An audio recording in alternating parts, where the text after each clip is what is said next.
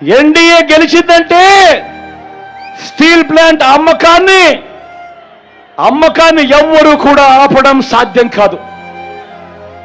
ఎందుకనంటే వాళ్ళు దీన్నే ఎన్నికల రెఫరెండంగా తీసుకుంటారు.